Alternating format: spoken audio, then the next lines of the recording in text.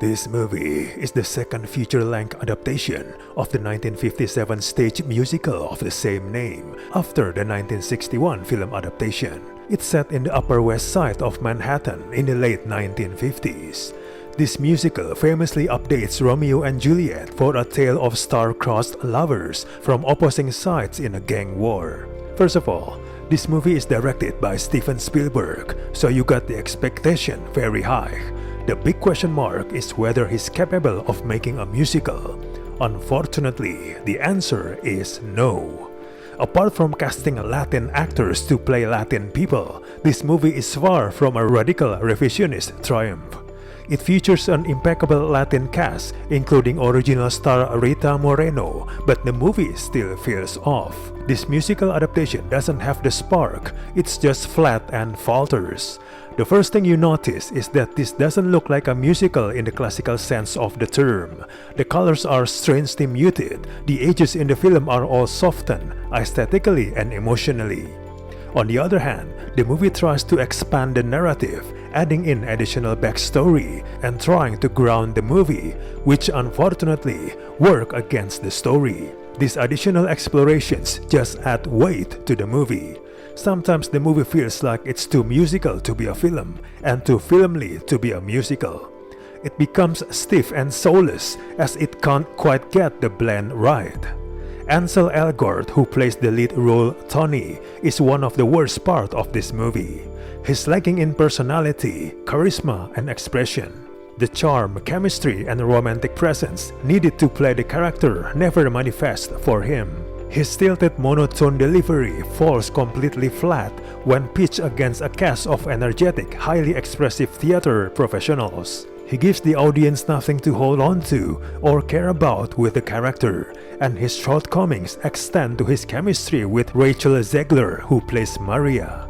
The chemistry between the two leads is non-existent, which hurts the romantic narrative at the core of the story. This particular story only works if the idea is conveyed believably and with staunch conviction. Tony and Maria's first encounter is too rushed and incoherent for it to be the spark that changes the course of lives and plot lines. They're locking eyes at the neighborhood mixer, where one of the movie's best dance sequences comes alive. However, it also becomes a distraction for the romantic courtship, which is cut short by the chaos. Even more distracting is the onslaught of lens flares eclipsing everything else in the frame. The trance both share after duetting on a balcony in the Upper West Side of Manhattan doesn't land either, and worse, it hits a wall. The problem with Tony is not just with Elgort's dramatic impotence. Tony's character is saddled with a backstory of not only going to jail for a year, but also for nearly killing someone. It's totally unnecessary to add an additional red flag to a character to make him more interesting. Zegler is decent, clearly on level with the fairy tale aspects of the material. The problem is that Maria is so incredibly smart and determined, and yet they have given her love interest red flag after red flag. It makes her come off far more foolish than she should. The audience become less invested in their relationship than they already were inclined to be.